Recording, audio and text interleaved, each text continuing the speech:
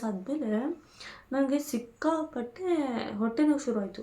ಈ ಕಡೆ ಫುಲ್ಲು ಹೊಟ್ಟೆ ನೋವು ಶುರು ಆಗೋಯಿತು. ಅಯ್ಯೋ ಇದೇನಿದು ಇಂಥ ಹೊಟ್ಟೆ ನೋವು ತಡ್ಕೊಳಕ್ಕಾಗ್ತಿಲ್ಲ. ಮೋಸ್ಟ್ಲಿ ಮಿಸ್ಕ್ಯಾರೇಜ್ ಏನೋ ಆಗ್ತಿದೆಯೇನೋ, ನನ್ನ ಹಣೆ ಬರೋಕ್ಕೆ. ಅದಕ್ಕೆ ಖುಷಿ ಪಡಬಾರ್ದಿತ್ತು. ನೋಡು ಏನೋ ಆಗ್ತಿದೆ, ನಂಗೆ ತಡ್ಕೊಳಕ್ಕೆ ಆಗ್ತಿಲ್ವಲ್ಲ, ಏನು ಮಾಡೋದು ಅಂತ ಸಖತ್ ಅಳೋದು ಬಂತು. ಮತ್ತು ಅಮ್ಮಗೂ ಫೋನ್ ಮಾಡಿದೆ. ಆ ಅಮ್ಮನೂ ಅಂತೂ ಈ ಥರ ನೋವು ಯಾವುದೂ ಪ್ರೆಗ್ನೆಂಟ್ ಆದರೆ ಯಾರಿಗೂ ಬರಲ್ವಲ್ಲ ಅಂತ ಅಮ್ಮನೂ ಅಂದರು. ಆಮೇಲೆ ಒಂದು ಕೆಲಸ ಮಾಡು, ಡಾಕ್ಟ್ರಿಗೆ ಫೋನ್ ಮಾಡಿ ಕೇಳು ಅಂತಂದರು. ನಾನು ಡಾಕ್ಟರಿಗೆ ಫೋನ್ ಮಾಡಿದೆ. ಡಾಕ್ಟರ್ ನಂಗೆ ಸಖತ್ ನೋವಾಗ್ತಿದೆ, ತುಂಬ ಬ್ಲೀಡಿಂಗ್ ಏನೂ ಆಗ್ತಾಯಿಲ್ಲ, ಬಟ್ ಸಖತ್ ಹೊಟ್ಟೆ ನೋವು ಬರ್ತಿದೆ, ಇಲ್ಲಿ ಲೆಫ್ಟ್ ಸೈಡಲ್ಲಿ ಸಖತ್ ನೋವು ಬರ್ತಿದೆ, ತಡ್ಕೊಳಕ್ಕೆ ಆಗ್ತಿಲ್ಲ ಡಾಕ್ಟರ್ ಅಂತ ಅಂದೆ. ಅದಕ್ಕೆ ಡಾಕ್ಟರ್ ಅಂದರು, ಹೌದಾ ನಿಮಗೆ ಒಂದು ಸ್ಕ್ಯಾನ್ ಮಾಡಿ ನೋಡೋದು ಬೆಟರು ಅಂತ ಅನಿಸುತ್ತೆ ಅಂತ ಅಂದರು. ಆಮೇಲೆ ಒಂದು ಕೆಲಸ ಮಾಡಿ, ನೀವು ಹೇಗೋ ಸ್ಯಾಟರ್ಡೆ ಶಿವಮೊಗ್ಗಕ್ಕೆ ಬರ್ತೀನಿ ಅಂತ ಹೇಳಿದ್ರೆ, ಸ್ಯಾಟರ್ಡೆ ಶಿವಮೊಗ್ಗಕ್ಕೆ ಹೋಗ್ಬೇಕಿತ್ತು. ಬಿಕಾಸ್ ಫಸ್ಟ್ ಅಪಾಯಿಂಟ್ಮೆಂಟ್ ಅದೇ ತೊಗೊಂಡು, ಅಂದರೆ ಪ್ರೆಗ್ನೆನ್ಸಿ ಪಾಸಿಟಿವ್ ಬಂದಿಲ್ಲ, ಅವರು ಡಾಕ್ಟರ್ನ ಮೀಟ್ ಮಾಡಬೇಕಾಗಿತ್ತಲ್ಲ. ನಾನು ಸ್ಯಾಟರ್ಡೆ ಬರ್ತೀನಿ, ನನಗೆ ರಜಾ ಇದೆ, ಅವಾಗ ಬಂದುಬಿಟ್ಟು ನೀವು ಮೀಟ್ ಮಾಡ್ತೀನಿ ಅಂತ ಹೇಳಿದ್ದೆ. ಹೆಂಗೋ ನೀವು ಸ್ಯಾಟರ್ಡೆ ಬರ್ತಿದ್ದಿಲ್ಲ, ಆವಾಗಲೇ ಸ್ಕ್ಯಾನ್ ಮಾಡೋಣ. ಈಗ ನಾನು ನಿಮಗೊಂದು ಸದ್ಯಕ್ಕೆ ಒಂದು ಪ್ರೆಗ್ನೆನ್ಸಿನ ಕಾಪಾಡೋದಕ್ಕೆ ಪ್ರೊಜೆಸ್ಟ್ರಾನ್ ಹಾರ್ಮೋನ್ ಕೊಡ್ತೀನಿ, ಅದನ್ನು ನೀವು ಇಟ್ಕೊಳ್ಳಿ ಅಂತ ಹೇಳಿದ್ರು. ನಾನು ಪ್ರೊಜೆಸ್ಟ್ರಾನ್ ಹಾರ್ಮೋನ್ ತೊಗೊಂಡು ಇಟ್ಕೊಂಡೆ. ಸೊ ಸ್ವಲ್ಪ ಹೊಟ್ಟೆ ನೋವು ಕಮ್ಮಿ ಆಯಿತು, ಮತ್ತು ಅದು ಬ್ಲೀಡಿಂಗೂ ಆಗಿಲ್ಲ ನನ್ನ ಪುಣ್ಯಕ್ಕೆ. ಆಮೇಲೆ ನಾನು ಸ್ಯಾಟರ್ಡೇನೇ ಹೋಗಿ ಸ್ಕ್ಯಾನಿಂಗ್ ಮಾಡಿದೆ. ಆವಾಗ ಜಸ್ಟು ಓವಲ್ಯೂಷನ್ ಆವಾಗ ಜಸ್ಟ್ ಪ್ರೆಗ್ನೆನ್ಸಿದು ಸ್ಯಾಕ್ ಬಂದಿತ್ತು ಅಷ್ಟೆ. ಸ್ಯಾಕ್ ಬಂದಿತ್ತು, ಇನ್ನೂ ಅದು ಫೀಟಲ್ ಪೋಲ್ ಏನೂ ಬಂದಿರಲಿಲ್ಲ, ಬರೀ ಒಂದು ಸ್ಯಾಕ್ ಇತ್ತು ಅಂತಂದ್ರೂ ಹಾರ್ಟ್ ಬೀಟ್ ಎಂಥದ್ದು ಇಲ್ಲ. ಯಾಕೆ ಅಂತಂದರೆ ಅವಾಗಿನ್ನೂ ಜಸ್ಟು ನಾನು ಪ್ರೆಗ್ನೆಂಟ್ ಅಂತ ಕನ್ಫರ್ಮ್ ಆಗಿತ್ತು. ಇನ್ನೂ ಫೀಟಲ್ ಪೋಲ್ ಬಂದಿಲ್ಲ. ಇನ್ನು 2-3 ವೀಕ್ಸ್ ಬಿಟ್ಟು ರಿಪೀಟ್ ಮಾಡಿ ಸ್ಕ್ಯಾನ್ ರಿಪೀಟ್ ಮಾಡಿದ್ಮೇಲೆ ಆವಾಗ ಬಂದರೆ ಹಾರ್ಟ್ ಬೀಟ್ ಬರುತ್ತೆ ಅಂತೆಲ್ಲ ಹೇಳಿದರು. ಸೊ ಓಕೆ ಆಯಿತು ಅಂದ್ಬಿಟ್ಟು ಡಾಕ್ಟರು ಹೇಳಿದ್ರು, ಪ್ರೊಜೆಸ್ಟ್ರಾನ್ ಹಾರ್ಮೋನ ಕಂಟಿನ್ಯೂ ಮಾಡಿ, ಇನ್ನೊಂದು 2-3 ವೀಕ್ಸ್ ಬಿಟ್ಟು ಸ್ಕ್ಯಾನನ್ನು ಕೂಡ ರಿಪೀಟ್ ಮಾಡೋಣ ಅಂತ ಹೇಳಿದ್ರು. ಆಮೇಲೆ ನಾನು ಶಿವಮೊಗ್ಗದಲ್ಲೇ ಉಳ್ಕೊಂಡೆ, 3 ಮಂತ್ಸ್ ಉಳ್ಕೊಂಡೆ ಆ್ಯಕ್ಚುಲಿ ಹೇಳ್ಬೇಕಂದ್ರೆ. ಯಾಕಂದರೆ ಅಲ್ಲಿದ್ದರೆ ಮತ್ತೆ ಓಡಾಡೋದು, ಹೋಗಿ ಬಂದು ಕಷ್ಟ ಆಗುತ್ತೆ. ಮತ್ತು ಏನಾದ್ರು ಎಮರ್ಜೆನ್ಸಿ ಇತ್ತು ಅಂದರೂ ಅಲ್ಲಿಂದ ನಾನು ಬರೋಕ್ಕಾಗಲ್ಲ. ನಾನು ಬೇರೆ ಡಾಕ್ಟರ್ಸ್ನ ತೋರ್ಸೋಕ್ಕೆ ರೆಡಿ ಇರಲಿಲ್ಲ, ನಂಗೆ ವೀಣಾ ಡಾಕ್ಟ್ರೇ ಬೇಕಾಗಿತ್ತು. ಹಾಗಾಗಿ 3 ಮಂತ್ಸ್ ಇಲ್ಲೇ ಉಳ್ಕೊಂಡೆ ನಾನು. ನೆಕ್ಸ್ಟ್ ಸ್ಕ್ಯಾನಿಂಗಿಗೆ ಹೋದೆ. ನೆಕ್ಸ್ಟ್ ಸ್ಕ್ಯಾನಿಂಗ್ ಹೋದಾಗ ಹಾರ್ಟ್ ಬೀಟ್ ಬಂದಿತ್ತು. ಆಮೇಲೆ ತುಂಬ ಖುಷಿ ಆಯಿತು. ಅವಾಗ ನಾನು ಫುಲ್ ಖುಷಿ ಆಯಿತು ನನಗೆ, ನಾನು ಫುಲ್ ಸೆಲೆಬ್ರೇಟ್ ಮಾಡೋ ಲೆವೆಲ್ ಇದೆ. ಬಟ್ ಡಾಕ್ಟರ್ ಹೇಳಿದ್ರು ವೆಯ್ಟ್ ಮಾಡಿ ಅಂತ. ಅವರು ರೆಡಿ ಇಲ್ಲ, ಡಾಕ್ಟರ್ ರೆಡಿ ಇಲ್ಲ, ಅಂದರೆ ಜಾಸ್ತಿ ಇನ್ನೂ ಸೆಲೆಬ್ರೇಟ್ ಮಾಡಬೇಡಿ ಅನ್ನೋ ಥರನೇ ಇದ್ದರು. ನೋಡೋಣ ಅನ್ನೋ ಥರನೇ, ಏನು ಹ್ಯಾಪಿಯಾಗಿರಲಿಲ್ಲ. ಡಾಕ್ಟರ್ಗೆ ಏನೋ ನಂಬಿಕೆನೇ ಇಲ್ವಲ್ಲ ಅಂತ ನಾನು, ಬಟ್ ನನಗೆ ಖುಷಿ ಪಾಪ. ಆಮೇಲೆ doctor iron tablet, calcium tablet, iron tablet ಅವೆಲ್ಲ 3 ಮಂತ್ಸ್ ಕೊಟ್ಟಿದ್ರಲ್ಲ. ಸೊ ನನಗೆ ಬರೀ ಪ್ರೊಜೆಸ್ಟ್ರಾನೇ ಕಂಟಿನ್ಯೂ ಮಾಡೋಕ್ಕೆ ಹೇಳಿದರು. ಕರೆಕ್ಟ್, ಪ್ರೊಜೆಸ್ಟ್ರಾನೇ ಕಂಟಿನ್ಯೂ ಮಾಡಿ ಅಂತ ಹೇಳಿದರು, ಯಾವ ಟ್ಯಾಬ್ಲೆಟು ಹೇಳಿರಲಿಲ್ಲ. ಆಮೇಲೆ 3 ಮಂತ್ಸ್ ಸ್ಕ್ಯಾನಿಂಗ್ ಹೋದೆ. ಸ್ಕ್ಯಾನಿಂಗ್ ಮಾಡಿದೆ, ಇಂಟೆಸ್ಟ್ ಸ್ಕ್ಯಾನಿಂಗ್ ಮಾಡಿಸಿದೆ. ಆವಾಗ ನೇಸಲ್ ಬೋನ್ ಬಂದಿತ್ತು. ಪಾಪುನ ನಾನು ನೋಡಿದೆ ಫಸ್ಟ್ ಟೈಮು ಸ್ಕ್ಯಾನಿಂಗಲ್ಲಿ. ಆವಾಗ ತುಂಬ ಖುಷಿಯಾಯಿತು ಸ್ಕ್ಯಾನಿಂಗಲ್ಲಿ ನನ್ನ ಪಾಪು ನೋಡಿದ್ದು. ಆಮೇಲೆ ನೆಕ್ಸ್ಟು ಡಾಕ್ಟರ್ ಹತ್ರ ಹೋದೆ. ಆವಾಗೂ ಅಷ್ಟೇ ಡಾಕ್ಟರ್ ಆ ಪಾಪುಲ್ಲ ಆರಾಮಾಗಿದೆ ಅಂತಲೇ ಹೇಳಿದ್ರು. ಆಮೇಲೆ NT ಸ್ಕ್ಯಾನ್ ಆಯಿತು. ಆಮೇಲೆ 5th ಮಂತ್ಗೆ ಒಂದು ಸ್ಕ್ಯಾನಿಂಗ್ ಮಾಡಿಸಿದೆ, ಅನಾಮಲಿ ಸ್ಕ್ಯಾನ್ ಅಂತ ಮಾಡಿಸಿದೆ. ಅನಾಮಲಿ ಸ್ಕ್ಯಾನಿಂಗಲ್ಲೂ ಎಲ್ಲ ಚೆನ್ನಾಗಿದೆ ಅಂತ ಡಾಕ್ಟರ್ ಹೇಳಿದ್ರು. ಮತ್ತು ಇನ್ನೊಂದು ಯಾವುದೋ ಸ್ಕ್ಯಾನಿಂಗ್ ಮಾಡಿಸ್ನಲ್ಲ, 7th ಮಂತಲ್ಲಿ ಒಂದು ಸ್ಕ್ಯಾನಿಂಗ್ ಮಾಡಿಸಿದೆ, ಗ್ರೋತ್ ಸ್ಕ್ಯಾನಲ್ಲೂ ಎಲ್ಲ ಚೆನ್ನಾಗಿದೆ ಅಂತ ಹೇಳಿದ್ರು. ಏನೋ ಕಾಂಪ್ಲಿಕೇಶನ್ಸ್ ಏನೇನೋ ಇರಲಿಲ್ಲ. ಪಾಪು ಪ್ರೆಸೆಂಟೇಷನ್ ಕೂಡ ಸೆಫಾಲಿಕ್ ಇತ್ತು. ಆ್ಯಂಡ್ ನಾರ್ಮಲ್ ಡೆಲಿವರಿಗೆ ಅಚ್ಚುಕಟ್ಟು ಹೇಳಿ ಮಾಡಿದಷ್ಟು ಕರೆಕ್ಟಾಗೇ ಇತ್ತು. ಓಕೆನಾ. ಆ್ಯಂಡ್ 9th ಮಂತಲ್ಲಿ ಒಂದ್ಸಲಿನೂ ಸ್ಕ್ಯಾನಿಂಗಿಗೆ ಹೋಗಿದ್ದೆ. ಸೀಮಂತೆಲ್ಲ ಆದಮೇಲೆ ಮುಗಿಸ್ಕೊಂಡು ಇಲ್ಲಿಗೆ ಬಂದು ಸ್ಕ್ಯಾನಿಂಗಿಗೆ ಹೋಗಿದ್ದೆ. ಸೀಮಂತನೂ ಅಷ್ಟೇ, ಸೀಮಂತ ಅದನ್ನು ಹೇಳ್ತೀನಿ. ಈಗ 7 ಮಂತ್ ಆಯಿತು. 7 ಮಂತ್ ಎಲ್ಲ ನಾನು ಮೈಸೂರಲ್ಲೇ ಇದೆ. ಜಸ್ಟು 3 ಮಂತ್ಸ್ ಇಲ್ಲಿ ಮುಗಿಸ್ಕೊಂಡು ಪಾಪು ಎಲ್ಲ ಸೆಕ್ಯೂರ್ ಆಗಿದೆ ಅಂತ ಗೊತ್ತಾದಮೇಲೆ ನಾನು ಮೈಸೂರಿಗೆ ಹೋದೆ. ಮೈಸೂರಲ್ಲಿ ಯಾವ ಸ್ಕ್ಯಾನಿಂಗೂ ಇರಲಿಲ್ಲ. ಸ್ಕ್ಯಾನಿಂಗ್ ಮಾಡಿಸ್ಬೇಕಾದ್ರೆ ಮಾತ್ರ ಮೈಸೂರು ಟು ಶಿವಮೊಗ್ಗ ಓಡಾಡ್ತಾ ಇದ್ದೆ. 2 ಡೇಸ್ ಅಷ್ಟೇ ಬರೋದು, ಸ್ಕ್ಯಾನಿಂಗ್ ಮಾಡಿಸ್ಕೊಳ್ಳೋದು, ಡಾಕ್ಟರ್ ಮೀಟ್ ಮಾಡಿಕೊಂಡು ಹೋಗೋದು. ಟ್ಯಾಬ್ಲೆಟ್ಸ್ ಎಲ್ಲ ಐರನ್ ಕ್ಯಾಲ್ಶಿಯಂ ಟ್ಯಾಬ್ಲೆಟ್ಸ್ ಎಲ್ಲ ಡಾಕ್ಟರ್ ಹತ್ರನೇ ಇಸ್ಕೊಂಡು ನಾನು ಜಾಸ್ತಿ ಒಂದು 2-3 ಮಂತ್ಸ್ಗೆ ಆಗೋಂಗೆ ತೊಗೊಂಡೋಗ್ಬಿಡ್ತಿದ್ದೆ. ಆಮೇಲೆ ಅಲ್ಲಿ ಕಂಟಿನ್ಯೂ ಮಾಡ್ತಿದ್ದೆ. ತುಂಬ ಚೆನ್ನಾಗಿ ನೋಡ್ಕೊಳ್ತಾ ಇದ್ದೆ. ಊಟ ಎಲ್ಲ ಚೆನ್ನಾಗಿ ಮಾಡ್ತಿದ್ದೆ. ವೆಯ್ಟ್ ಗೇನು ಎಲ್ಲ ಕರೆಕ್ಟಾಗಿ ಆಗ್ತಿದೆ. ಡಾಕ್ಟರ್ ಹೇಳಿದರು, ನೀವು ಆಲ್ರೆಡಿ ವೆಯ್ಟ್ ಜಾಸ್ತಿನೇ ಇದ್ರಿ, ಸೊ ಜಾಸ್ತಿ ವೆಯ್ಟ್ ಗೇನ್ ಆಗೋದು ಬೇಡ ಪ್ರೆಗ್ನೆನ್ಸಿಲಿ, ಲಿಮಿಟ್ ಒಂದು 5-6 kg ಆದರೆ ಸಾಕು ಅಂತ ಹೇಳಿದರು. ಟೋಟಲಿ ನಾನು ಹೇಳ್ಬೇಕಂದ್ರೆ 68ಇಂದ 74 ಆಗಿದೆ. ಡೆಲಿವರಿ ಟೈಮಲ್ಲಿ 74 ಆಗಿದೆ. 68 kg ಇದೆ, 74 kg ಆಗಿದೆ. ಈಗ ಪುನಃ ಮತ್ತೆ 66 ಆಗಿದ್ದೀನಿ ಈಗ. ಸೊ ಪಾಪು ಡೆಲಿವರಿ ಆಗಿದ ತಕ್ಷಣವೇ ಆಟೋಮೆಟಿಕಲಿ ವೆಯ್ಟ್ ಲಾಸ್ ಆಯಿತು ನಂದು. ಒಂದು 10 ಡೇಸಲ್ಲೇ ಲೂಸ್ ಮಾಡ್ಕೊಂಡೆ ಐಮ್ ಸಾರಿ. ಅದಾದಮೇಲೆ ಏನೋ ಹೇಳೋಕ್ಕೆ ಬಂದಿಲ್ಲ, ಓಕೆ ಸೀಮಂತ್ ಅಂತ ಹೇಳ್ತಿದ್ನಲ್ಲ, 7th ಮಂತಲ್ಲಿ ಸೀಮಂತ ಮಾಡೋಣ ಅಂತ ಹೇಳಿದ್ರು. ಬಟ್ ಬೇಡ 9 ಮಂತಲ್ಲೇ ಮಾಡಿಬೇಡ. ಅವತ್ತು ನಮ್ಮ ರಿಲೇಟಿವ್ ಅವ್ರದ್ದು ಒಂದು ಮದುವೆನೂ ಬಂತು. ಸೊ ಎಲ್ಲ ಒಟ್ಟೊಟ್ಟಿಗೆ ಫಂಕ್ಷನ್ ಆಗಿಬಿಡುತ್ತೆ. ಆಮೇಲೆ ಜನನೂ ಜಾಸ್ತಿ ದಿನ ಇಲ್ಲೇ ಮೈಸೂರಲ್ಲಿ ಉಳ್ಕೊಳಕ್ಕಾಗಲ್ಲ, ಯಾಕಂದರೆ ಅವ್ರ ಮದುವೆ ಮೈಸೂರಲ್ಲೇ ಇದ್ದಿತ್ತು. ಸೊ ನಮ್ಮ ಫಂಕ್ಷನ್ಗೆ ಅಂತ ಯಾರು ಉಳ್ಕೊಳ್ಳಲ್ಲ, ಬೇಡ ನೆಕ್ಸ್ಟ್ ಮಂತ್ ಮಾಡೋಣ ಅಂದ್ಬಿಟ್ಟು ನೆಕ್ಸ್ಟ್ ಮಂತ್ಗೆ ನಾನು 9th ಮಂತ್ ಬೀಳ್ತಿತ್ತು. ಅಂದರೆ ಇವ್ರ ಮದುವೆ ಟೈಮಲ್ಲಿ ನನಗೆ 8 ಮಂತ್ ಇತ್ತು. ಅಂದರೆ 8 ಮಂತ್ಗೆ ಇನ್ನೇನು ಬೀಳಬೇಕಾಗಿತ್ತು. ನೆಕ್ಸ್ಟ್ ಮಂತ್ಗೆ ನಂದು 9th ಮಂತ್ಗೆ ಇನ್ನೇನು ಬೀಳಬೇಕಾಗುತ್ತೆ, ಆ ಥರ ಏನೋ ಒಂದು ಡೇಟ್ ಇತ್ತು. ಸೊ 9 ಮಂತ್ಗೆ ಮಾಡ್ಕೊಳ್ಳೋಣ ಅಂತ ಮಾಡ್ಕೊಂಡ್ವಿ. ನಮ್ಮ ಹಸ್ಬೆಂಡ್ ಕೂಡ ತುಂಬ ಚೆನ್ನಾಗಿ ಗ್ರ್ಯಾಂಡಾಗಾಯಿತು. ತುಂಬ ಅದು ಆ್ಯಕ್ಚುಲಿ ವೀಡಿಯೋ ಎಲ್ಲ ಮಾಡಬೇಕಾಗಿತ್ತು ನನಗೆ ಆ ಟೈಮಲ್ಲಿ. ಅಂದರೆ ಜಸ್ಟ್ ಫೋಟೋಸ್ ವೀಡಿಯೋಸ್ ಎಲ್ಲ ಹಿಂಗೆ ತೆಗ್ದಿರೋದಿದೆ, ವ್ಲಾಗ್ ಏನೂ ಮಾಡಿಲ್ಲ. ನನಗೆ ಆ ಟೈಮಲ್ಲಿ ವ್ಲಾಗ್ ಮಾಡಬೇಕು ಅಂತಲೂ ಏನು ಅನಿಸಿರಲಿಲ್ಲ, ಹೇಳಿದ್ನಲ್ಲ ನಾನು ನೆನ್ನೆ ವೀಡಿಯೋದಲ್ಲಿ. ಹಾಗಾಗಿ ವ್ಲಾಗ್ ಮಾಡಲಿಲ್ಲ. ಅದು ತುಂಬ ಚೆಂದ ಆಯಿತು, ಫಂಕ್ಷನ್ ಆಯಿತು.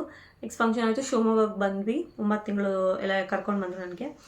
ಸೀಮಂತ ಆದಮೇಲೆ ಬಂದ್ವಿ. ಒಂದ್ಸರಿ ಸ್ಕ್ಯಾನಿಂಗಿಗೆ ಹೋಗಿದ್ವಿ, ಮಾರನೇ ದಿನವೇ ಸ್ಕ್ಯಾನಿಂಗ್ ಮಾಡಿಸಿದೆ. ಚೆನ್ನಾಗಾಯಿತು, ಪಾಪು ಎಲ್ಲ ಚೆನ್ನಾಗಿದೆ, ಏನೂ ತೊಂದರೆ ಇಲ್ಲ.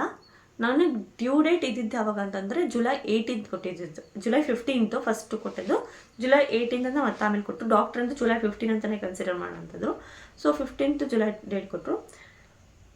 ಬಟ್ ಒಂದ್ಸಲ ಏನಾಯಿತು, ನನಗೆ ಪಾಪುದು ಫೀಟಲ್ ಮೂಮೆಂಟ್ ಸ್ವಲ್ಪ ಕಮ್ಮಿ ಇದೆ ಅಂತ ಅನ್ನಿಸ್ತು. ಯಾಕೋ ಬೆಳಗ್ಗೆ ಬೆಳಗ್ಗೆ ಮೂಮೆಂಟ್ ಮಾಡಿದ್ದು, ಮಧ್ಯಾಹ್ನ ಅಷ್ಟು ಮೂಮೆಂಟ್ ಮಾಡ್ತಾನೆ ಇರಲಿಲ್ಲ. ಅದಕ್ಕೆ ಡಾಕ್ಟರ್ ಹೇಳಿದರು, ನೀವು ಸ್ವಲ್ಪ 1 ಅವರು ನೋಡಿ, ಮೂಮೆಂಟ್ ಒಂಚೂರು ಹೆಚ್ಚು ಕಮ್ಮಿ ಆಯಿತು ಅಂತಂದರೆ ಫಸ್ಟೇ ಹೇಳಿಬಿಡಿ, ಜಾಸ್ತಿ ಹೊತ್ತು ಕಾಯಬೇಡಿ ಅಂತ ಅಷ್ಟೇ ಹೇಳಿದರು. ನಾನು ಬೆಳಗ್ಗೆ ಮೂಮೆಂಟ್ ಆಗಿದ್ದನ್ನು ಅಬ್ಸರ್ವ್ ಮಾಡಿದ್ರು ಸಂಜೆವರೆಗೂ ಕಾದ್ಬಿಟ್ಟಿದ್ದೀನಿ. ಅದು ಡಾಕ್ಟ್ರಿಗೆ ಹೇಳಿದ್ದೆ. ಡಾಕ್ಟ್ರು ನಂಗೆ ಬೈದರು, ನೀವು ಬೆಳಗ್ಗೆಯಿಂದ ಏನು ಮಾಡ್ತಿದ್ರಿ, ಫಸ್ಟೇ ಹೇಳಿದ್ದೆ ತಾನೆ ನಿಮಗೆ, ಚೂರು ನೋಡ್ಕೊಳ್ಳಿ, ಮೂಮೆಂಟ್ ಗೊತ್ತಾಗಿಲ್ಲ ಅಂದರೆ ಬೇಗ ಬಂದುಬಿಡಿ, 1 ಅವರ್ ಅಷ್ಟೇ ನೋಡಿ ಅಂತ ಹೇಳಿದ್ನಲ್ಲ ಅಂತಂದಿದ್ರು. ಬಟ್ ನಾನೇನೆ ಇವಾಗ ಗೊತ್ತಾಗತ್ತೆ ಅಂತ. ಆಮೇಲೆ ಡಾಕ್ಟರು ಹೋಗಿ ಇಮ್ಮಿಡಿಯೇಟಾಗಿ NST ಮಾಡಿಸಿ ಅಂತ ಹೇಳಿದ್ರು. NST ಮಾಡಿಸಿದೆ, ಪಾಪು ಎಲ್ಲ ನಾರ್ಮಲಾಗೇ ಇತ್ತು. ಆಮೇಲೆ ಡಾಕ್ಟರ್ ಅಂದರು, ಬೇಬಿ ಕಡೆಯಿಂದ ಸೈನ್ ಬರ್ತಿರೋದು ಇದು, ಬೇಗ ತೆಗಿಬೇಕು ಅಂತ, ನೆಗ್ಲೆಕ್ಟ್ ಮಾಡೋದು ಬೇಡ, it is a time to deliver the baby, will not neglect this ಅಂತ ಹೇಳಿದ್ರು. ಸೊ ನಾನು ಓಕೆ, ನನಗೆ ಫಸ್ಟು ತೆಗಿಬೇಕಾಗಿದ್ದು, because I wanted to see my baby. ಯಾವಾಗ ಡ್ಯೂ ಡೇಟ್ವರೆಗೂ ಕಾಯಕ್ಕೆ ನಂಗೆ ಪೇಷನ್ಸೇ ಇರಲಿಲ್ಲ. ಸೊ July 2nd ಅಂದರೆ ಹೇಳಿದ್ದು ಯಾವಾಗ ಅಂತಂದರೆ 2 ದಿನಕ್ಕೆ ಮುಂಚೆ ಹೇಳಿದರು. ಒಂದು 2-3 ಡೇಸಲ್ಲಿ, ಅಂದರೆ June 28ಗೆ ಅನಿಸುತ್ತೆ, June 29ಗೆ ಹೇಳಿದ್ದು ನನಗೆ, will deliver the baby in 2 days ಅಂತ ಅಂದರು. ಸೊ ನಾನು ಹೋಗಿ July 2ಗೆ ಅಡ್ಮಿಷನ್ ಆದೆ, ಹಾಸ್ಪಿಟಲ್ಗೆ ಹೋಗಿ ಅಡ್ಮಿಷನ್ ಆದೆ. ಇಂಡಕ್ಷನ್ ಅಂದರೆ ಪ್ರೆಗ್ನೆನ್ಸಿ ಡೆಲಿವರ್ ಆಗೋಕ್ಕೆ ಇಂಡಕ್ಷನ್ ಮಾಡ್ತಾರೆ. ಇಂಡಕ್ಷನ್ ಮಾಡಿ ನೋವು ಬರೆಸ್ತಾರೆ. ಸೊ ಆ ನೋವನ್ನ ತಡ್ಕೊಳಕ್ಕೆ ನನ್ನ ಕೈ ಆಗಲೇ ಇಲ್ಲ, ಹೇಳ್ತೀನಿ. ಬೆಳಗ್ಗೆ 8 ಗಂಟೆಗೆ ಹೋದೆ, ಡಾಕ್ಟರ್ ಜೆಲ್ ಅಪ್ಲೈ ಮಾಡಿದ್ರು ಒಳಗೆ. ಅಂದರೆ ಮಗು ಬರೋ ಜಾಗ ಇರುತ್ತಲ್ಲ, ಸೊ ಸರ್ವಿಕ್ಸ್ ಅಂತ ಹೇಳ್ತಾರಲ್ಲ, ಸರ್ವಿಕ್ಸಿಗೆ ಜೆಲ್ ಅಪ್ಲೈ ಮಾಡಿದ್ರು.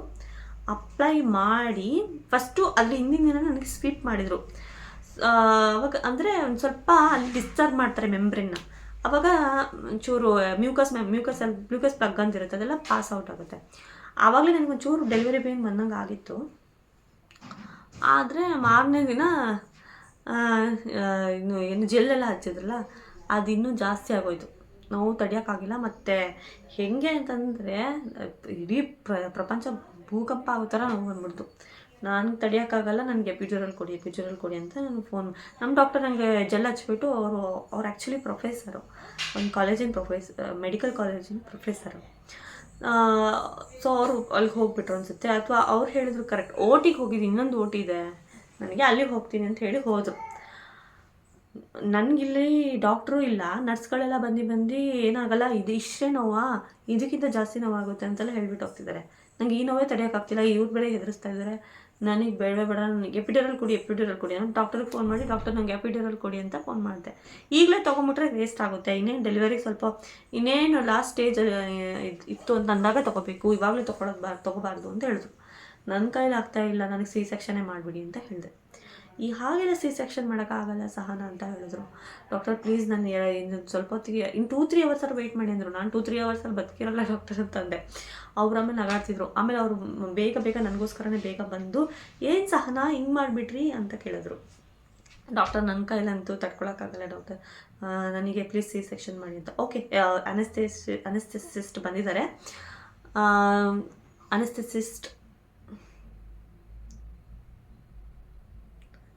ಅನೆಸ್ಥೇಷಿಯಾ ಕೊಡೋರು ಬಂದಿದ್ದಾರೆ. ನಿಮಗೆ ಸೊ ಇವಾಗಲೇ ಡೆಲಿವರಿ ಮಾಡೋಣ, ಸಿ ಸೆಕ್ಷನ್ ಮಾಡೋಣ ಅಂತ ಹೇಳಿ ನನಗೆಲ್ಲ ಗೌನೆಲ್ಲ ಹಾಕಿಸಿ ಕ್ಯಾಥೆಟರೆಲ್ಲ ಫಿಕ್ಸ್ ಮಾಡಿ ಕರ್ಕೊಂಡು OT ರೂಮ್ಗೆ ಹೋದರು. ಹೋಗಿ ಇಂಜೆಕ್ಷನ್ ಕೊಡೋದೇನೋ 3 ಕಡೆ ಇಂಜೆಕ್ಷನ್ ಕೊಡೋದು. ಸ್ಪೈನಲ್ ಕಾರ್ಡಲ್ಲಿ 3 ಸತಿ ಚುಚ್ಚಿದಂಗೆ ಆಯ್ತಪ್ಪ. ಅದೇನೋ 1 ಸತಿ ಚುಚ್ಚುತ್ತಾರೆ ಅಂತ, ನನಗೆ 3 ಕಡೆ ಚುಚ್ಚಿದಂಗೆ ಆಯಿತು. 3-4 ಕಡೆ. ಇದೇನಿದು ನನಗೇನು ನರ್ವ್ ಸಿಗ್ತಿಲ್ವೋ ಏನೋ, ನಾನೇನು ಕೇಳೋಕ್ಕೋಗಿಲ್ಲ. ನನಗೆ ಫಸ್ಟ್ ಡೆಲಿವರಿ ಮಾಡಿದ್ರೆ ಸಾಕಾಗಿತ್ತು. ಆಮೇಲೆ 3 ಕಡೆ ಚುಚ್ಚಿದ್ರು. ಆಮೇಲೆ ನಿಮ್ಮ ಕಾಲೆಲ್ಲ ಇದು ಮರಗಟ್ಟು ಹೋಗ್ಬಿಡುತ್ತೆ, ಏನು ಗೊತ್ತಾಗಲ್ಲ ನಿಮಗೆ. ನಿಮ್ಮ ದೇಹದ ಭಾರ ಎಲ್ಲ ಕಾಲ ಮೇಲೆ ಬಿದ್ದಂಗೆ ಅನಿಸುತ್ತೆ, ಏನು ಹೆದರ್ಕೋಬೇಡಿ ಅಂತ ಹೇಳಿದ್ರು. ಸರಿ ಆಯಿತು, ಫಸ್ಟೇ ಗೊತ್ತಿತ್ತಲ್ಲ, ಎಲ್ಲರೂ ಹೇಳೋದು ಕೇಳಿದ್ದು ನಾನು ಏನೇನಾಗೋದ್ರಿಂದ. ಸರಿ ಆಯಿತು ಅಂತ ಅಂದೆ. ಆಮೇಲೆ ನೀಟಾಗಿ ಸಿಸರಿನ್ ಮಾಡಿ ಮೇಲ್ ಬೇಬಿ ಅಂತ ಹೇಳಿದ್ರು. ಸಹನವರು ನಿಮಗೆ ಗಂಡ್ಮಗು ಹುಟ್ಟಿದೆ ಅಂತ ಹೇಳಿದ್ರು. ಖುಷಿ ಆಯಿತು. ನನ್ನ ಮಗ ಅತ್ತ ಆವಾಗ ನನಗೆ ಅಯ್ಯೋ ಅಳ್ತಿದ್ದನಲ್ಲ ಅಂತ ಅನ್ನಿಸ್ತು. ಖುಷಿನೂ ಆಯಿತು. ಆಮೇಲೆ ನನ್ನ ಹಸ್ಬೆಂಡೇ ಫಸ್ಟ್ ತೋರಿಸಿದ್ರಂತೆ. ಅವರು ಅಂದರು ನನ್ನ ಥರನೇ ಇದ್ದಾರೆ ಅಂತ, ಅಂದರೆ ಅವ್ರ ಥರನೇ ಪಾಪು ಇರೋದು ಅಂತ ಅವ್ರು ಹೇಳಿದ್ರು. ಆಮೇಲೆ ನೋಡಿದ್ಮೇಲೆ ಗೊತ್ತಾಯಿತು ಸ್ವಲ್ಪ ಅವ್ರ ಥರನೇ ಇರೋದು ನನ್ನ ಮಗು. ಆಮೇಲೆ ಎಲ್ಲ ನಮ್ಮ ಮನೆಯವರೆಲ್ಲ ಫುಲ್ ಖುಷಿಪಟ್ಟರು. ನನ್ನ ತಂಗಿನೂ ಅಳ್ತಿದ್ಲಂತೆ. ನಮ್ಮ ಮನೆಯವರೆಲ್ಲರೂ ಕಣ್ಣಲ್ಲಿ ನೀರು ತುಂಬ್ಕೊಂಡಿದ್ರಂತೆ. ಎಲ್ಲ ಬಂದು ನನಗೆ ಹೇಳ್ತಾಯಿದ್ರು. ಆಮೇಲೆ ನಾನು ಹೊರಗಡೆ ಓಟಿಯಿಂದ ಹೊರಗಡೆ ಹೋಗಿ ವಾರ್ಡ್ ಇರುತ್ತಲ್ಲ, ವಾರ್ಡಲ್ಲಿ ಹೋಗಿ ಮಲಗಿದ್ದೆ. ನಾನು ಫುಲ್ ಸ್ವೆಟ್ ಆಗ್ತಿದ್ದೆ. ಆವಾಗ ಎಲ್ಲ ಬಂದು ಏನು ಮಾಡಿದ್ರು, ಸ್ವೆಟ್ ಆಗ್ತಿದ್ದೆ, ಜೊತೆಗೆ ಶಿವರಿಂಗ್ ಆಗ್ತಿತ್ತು ನನಗೆ. ಫುಲ್ಲು ಶಿವರಿಂಗ್ ಅಂದರೆ ಆ್ಯಕ್ಚುಲಿ ಅದು ಆಗುತ್ತಂತೆ, ಆಕ್ಸಿಟೋಸಿನ್ ಹಾರ್ಮೋನ್ ರಿಲೀಸ್ ಆಗಿರುತ್ತಲ್ಲ. ಸೊ ತುಂಬ ಶಿವರಿಂಗ್ ಆಯಿತು, ಜೊತೆಗೆ ಸ್ವೆಟ್ಟಿಂಗ್ ಕೂಡ ಆಯಿತು. ಶಿವರಿಂಗ್ ಎಲ್ಲ ಮುಗಿದ ತಕ್ಷಣ ಸ್ವೆಟ್ಟಿಂಗ್ ಶುರು ಆಯಿತು. ಒಂದು 5 ಡೇಸ್ ಸ್ವೆಟ್ ಆಗಿದ್ದೀನಿ. ಆ ಸ್ವೆಟ್ಟಿಂಗನೇ ಒಂಚೂರು ಫ್ಯಾಟ್ ಕಮ್ಮಿ ಆಗಿದೆ ನನಗೆ, ಚೆನ್ನಾಗಿ ಸ್ವೆಟ್ ಆದೆ. ಆಮೇಲೆ ಪಾಪುನ ತೊಗೊಂಡ್ಬಂದು ಆಮೇಲೆ ತೋರಿಸ್ದೆ. ಫಸ್ಟ್ ತೋರಿಸಿರಲಿಲ್ಲ, ಅಲ್ಲಿ OT ರೂಮಲ್ಲಿ ತೋರಿಸಿರಲಿಲ್ಲ. ಅವ್ರು ಹೇಳಿದ್ರು, ಡಾಕ್ಟರ್ ಹೇಳಿದರು, ಸಹನ ನಿಮ್ಮ ಪಾಪುನ ಪೀಡಿಯಾಟ್ರಿಷಿಯನ್ ತೊಗೊಂಡೋಗಿದ್ದಾರೆ, ಮಗುನ ಕ್ಲೀನ್ ಮಾಡಿಬಿಟ್ಟು ಕೊಡ್ತಾರೆ ಅಂತ ಹೇಳಿದ್ರು. ಆಮೇಲೆ ಸರಿ ಆಯಿತು ಅಂತ ಅಂದೆ. ಆಮೇಲೆ 1 ಅವರ್ ಏನೋ ICUಲಿ ಇಟ್ಟಿದ್ರಂತೆ. ಅದೇನೋ ಎಲ್ಲ ಮಕ್ಳಿಗೂ ಹುಟ್ಟಿದ ತಕ್ಷಣ ಒಂದು ಸ್ವಲ್ಪ ಇಡ್ತಾರಂತಪ್ಪ, ಅದಕ್ಕೆ ತೊಗೊಂಡೋಗಿ ಇಟ್ಟಿದ್ರು. 1 ಅವರ್ 3 ಅವರ್ಸ್ ಇಡ್ತೀನಿ ಅಂತಲೇ ಹೇಳಿದ್ರಂತೆ. 1 ಅವರ್ ಇಟ್ಬಿಟ್ಟು ಕೊಟ್ಟಿರಿ. ನನಗೆ ಹಿಂಗೆ ತೋರಿಸಿದ್ರು. ಯಾರು ತೋರಿಸಿದ್ರು ನೆನಪಿಲ್ಲ. ಅಮ್ಮ ತೋರಿಸಿದ್ರ, ನರ್ಸ್ ತೋರಿಸಿದ್ರ ಅಂದರೆ ನನಗೆ ಸ್ವಲ್ಪ ನೆನಪಿಲ್ಲ. ಬಟ್ ಮಗುನ ನೋಡಿದೆ, ಏನು ಫುಲ್ ವೈಟ್ಗಿದೆ ಇದೆ. ನಾನು ಕರ್ರಗಿದ್ದೀನಿ, ನನ್ನ ಗಡ್ಡನೂ ಕರ್ರಗಿದೆ, ಮಗು ಮಾತ್ರ ಇಷ್ಟು ವೈಟ್ಗಿದೆ ಅಂತ ನನಗೆ ಫುಲ್ ಆಶ್ಚರ್ಯ. ಆದರೆ ನನ್ನ ಹಸ್ಬೆಂಡ್ ಚಿಕ್ಕ ಪಾಪು ಇದ್ದಾಗ ವೈಟ್ಗಿದ್ರಂತೆ, ನಾನು ವೈಟ್ಗಿದ್ದೆ. ಬಟ್ ಅವ್ರು ತುಂಬ ವೈಟ್ಗಿದ್ರಂತೆ. ಸೊ ಅವ್ರು ಫಸ್ಟೇ ಹೇಳ್ತಿದ್ರು ನನ್ನ ಪಾಪು ತುಂಬ ಚೆನ್ನಾಗಿ, ಅವರಂತೂ 100% ಶೋರ್ ಆಗಿದ್ರು ನಂಗೆ ಗಂಡು ಪಾಪುನೇ ಆಗುತ್ತೆ ಅಂತ. ಆ್ಯಂಡ್ ವೈಟ್ಗಿರುತ್ತೆ, ನನ್ನ ಥರನೇ ಇರುತ್ತೆ ಅಂತ ಹೆಂಗೆಲ್ಲ ಹೇಳಿದ್ರು ಅದೇ ಥರನೇ ಅವ್ರು ಹೇಳ್ದಂಗೆ ಹುಟ್ಟಿರೋದು. ಅದಕ್ಕೆ ಅವ್ರು ಫುಲ್ ಖುಷಿ ಆಗಿಬಿಟ್ಟಿತ್ತು. ಆಮೇಲೆ ಅವರು ಘಟೋದ್ಗಜ ಅಂತ ಹೆಸರಿಟ್ಟಿದ್ದಾರೆ ಅವರಿಗೆ, ಹೊಯ್ ಅಗ್ರಜ. ಆಮೇಲೆ ಇದೊಂದು ಕಥೆ ಹೇಳಬೇಕು. ನಾನು NT ಸ್ಕ್ಯಾನ್ಗೆ ಹೋದಾಗ ಪಾಪುನ ಸಪೋರ್ಟ್ ಮಾಡ್ತಿರ್ಲಿಲ್ಲ ನನಗೆ. ಆವಾಗ ಹೇಳಿದ್ರು, ಎಷ್ಟೊತ್ತೆಲ್ಲ ಪದೇ ರಿಪೀಟೆಡ್ ಸ್ಕ್ಯಾನ್ ಮಾಡಿದ್ರು ಮಗು ಪೊಸಿಷನ್ಗೆ ಬಂದಿರಲಿಲ್ಲ ಸ್ಕ್ಯಾನ್ ಮಾಡೋದಕ್ಕೆ. ನನ್ನ ಹಸ್ಬೆಂಡ್ ಹೇಳಿದ್ರು, ಅದು ನಾನು ಹೇಳಿದ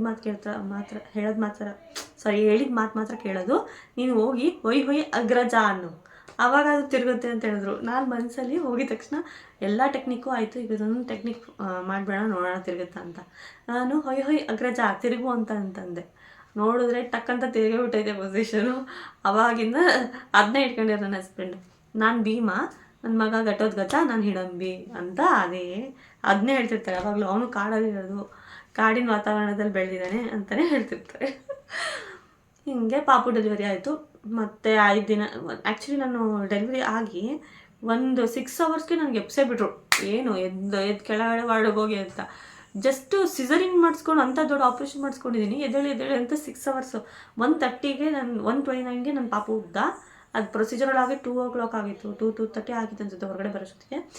ನನಗೆ 6:37ಗೆಲ್ಲ ಎಬ್ಬಿಸ್ತಾ ಇದ್ದಾರೆ, ಕೆಳಗಡೆ ವಾರ್ಡಿಗೆ ಶಿಫ್ಟ್ ಆಗಬೇಕು ಅಂದ್ಬಿಟ್ಟು ಎದ್ದು ಕೂತ್ಕೊಳ್ಳಿ ಚೇರ್ ಮೇಲೆ ಅಂತ ಅಂದರೂ ನಾನೇನು ಹೆದರ್ಕೊಳ್ಳಿಲ್ಲ. ನಾನು ಎದ್ದು ಕೂತ್ಕೊಂಡೆ. ನನ್ನ ಹಸ್ಬೆಂಡ್ ಸಪೋರ್ಟಿಂದ ಎದ್ದು ಕೂತ್ಕೊಂಡೆ, ಚೇರ್ ಮೇಲೆ ಕೂತ್ಕೊಂಡೆ. ಮತ್ತು ಲಿಫ್ಟಲ್ಲಿ ಕರ್ಕೊಂಡು ಹೋದ್ರು. ಆ ಲಿಫ್ಟಲ್ಲಿ ಕರ್ಕೊಂಡು ಹೋಗ್ಬೇಕಾದ್ರೆ ಅವ್ರು ಕೆಲಸ ಮಾಡೋರು ನನಗೆ 2 ಸರಿ ಆಕ್ಸಿಡೆಂಟ್ ಕೂಡ ಮಾಡಿಸಿದ್ರು, ಡ್ಯಾಶ್ ಹೊಡಿಸಿದ್ರು. ಆವಾಗ ಒಂಚೂರು ನೋವಾಯಿತು. ಅದಾದಮೇಲೆ ಕೆಳಗಡೆ ಹೋಗಿ ಶಿಫ್ಟ್ ಆದ್ವಿ. ಆಮೇಲೆ ಅಲ್ಲಿ ಒಳ್ಳೆ ರೂಮ್ ಸಿಕ್ಕಿತ್ತು ನಮಗೆ, ಸ್ಪೆಷಲ್ ವಾರ್ಡ್ ಸಿಕ್ಕಿತ್ತು, ದೊಡ್ಡ ವಾರ್ಡ್ ಸಿಕ್ಕಿತ್ತು. ನಮ್ಮ ಫ್ಯಾಮಿಲಿ ಎಲ್ಲ ಅಲ್ಲೇ ಇದ್ವಿ. ಯಾರು ಇಷ್ಟು ಜನ ಬರಬೇಕು, 10 ಜನ ಬರಬೇಕು, 10 ಜನನೇ ಇರಬೇಕು ಅಂತ ಹೇಳ್ತಾರಲ್ವಾ, ನಾವು ಇಡೀ ಫ್ಯಾಮಿಲಿ ಹೋಗಿ ಅಲ್ಲೇ ಸೆಟ್ಲ್ ಆಗಿಬಿಟ್ಟಿದ್ವಿ. ಒಂದು 3 ದಿನ ಅಲ್ಲೇ ಇದ್ವಿ. ನಮ್ಮ ಡಾಕ್ಟರ್ ನನಗೆ ಬರೀ 3 ದಿನಕ್ಕೆ ಡಿಸ್ಚಾರ್ಜ್ 3 ಅಲ್ಲ 2 ದಿನಕ್ಕೆ ಡಿಸ್ಚಾರ್ಜ್ ಮಾಡಿದ್ರು. ಇವತ್ತು ಡೆಲಿವರಿ ಆಯಿತು. 3 ದಿನ ಅನಿಸುತ್ತೆ, ಕರೆಕ್ಟ್ 3 ದಿನಕ್ಕೆ ಡಿಸ್ಚಾರ್ಜ್ ಮಾಡಿದ್ರು. ಬಟ್ ನನ್ನ ಪಾಪುಗೆ 2 ದಿನದ ಲೆಕ್ಕ ಬಂತು. ಸೊ ಅವನಿಗೆ 3 ದಿನ ಬೇಕು ಅಂದ್ಬಿಟ್ಟು ಮಾರನೇ ದಿನ ಒಟ್ಟು ಟೋಟಲ್ 4th ಡೇಗೆ ನನಗೆ ಡಿಸ್ಚಾರ್ಜ್ ಆಯಿತು. ಬುಧವಾರ ನನಗೆ ಡೆಲಿವರಿ ಆಗಿದ್ದು, ಸ್ಯಾಟರ್ಡೇಗೆಲ್ಲ ಡಿಸ್ಚಾರ್ಜ್ ಮಾಡಿಬಿಟ್ರು. ಆಮೇಲೆ ಬಂದ್ವಿ, ಮನೆಗೆ ಬಂದ್ವಿ. ಆ್ಯಂಡ್ ಮನೆಯೆಲ್ಲ ಬಾಣಂತರದ್ದು ಅದು ಇದು ಎಲ್ಲ ಶುರು ಆಯಿತು ಕತೆ. ಅದು ತಿನ್ಬೇಡ ಇದು ತಿನ್ಬೇಡ ಅಂತೆಲ್ಲ ಶುರು ಮಾಡಿದ್ರು. ಅದೇನೇನು ಶುರು ಮಾಡಿದ್ರು ಅಂತ ನಿಮ್ಗೆ ನಾನು ಆಮೇಲೆ ಹೇಳ್ತೀನಿ. ಸೊ ನಾವು ನೆಕ್ಸ್ಟ್ ವ್ಲಾಗಲ್ಲಿ ಸಿಗೋಣ. ಸೊ ಇದು ಸ್ವಲ್ಪ ಲಾಂಗ್ ವಿಡಿಯೋ ಆಗಿದೆ. ನನಗೆ ನಾನು ಹೇಳಿದರೆ ಇಷ್ಟ ಆಗಿದೆ ಅಂತ ಅಂದ್ಕೊಳ್ತೀನಿ. ಇನ್ಮೇಲೆ ನಾನು ತುಂಬ ಲೆಂದಿ ವಿಡಿಯೋ ಮಾಡೋದಿಲ್ಲ. ಆದಷ್ಟು ಶಾರ್ಟ್ ವಿಡಿಯೋ ಮಾಡೋಕ್ಕೆ ಟ್ರೈ ಮಾಡ್ತೀನಿ. ಸೊ ನಿಮಗೆಲ್ಲ ಈ ವಿಡಿಯೋ ಇಷ್ಟ ಆದರೆ ಲೈಕ್ ಮಾಡಿ, ಕಮೆಂಟ್ ಮಾಡಿ ಆ್ಯಂಡ್ ಶೇರ್ ಮಾಡಿ, ಸಬ್ಸ್ಕ್ರೈಬ್ ಮಾಡ್ಕೊಳ್ಳಿ ನನ್ನ ಚಾನಲ್ನ. And thank you so much for watching. Bye.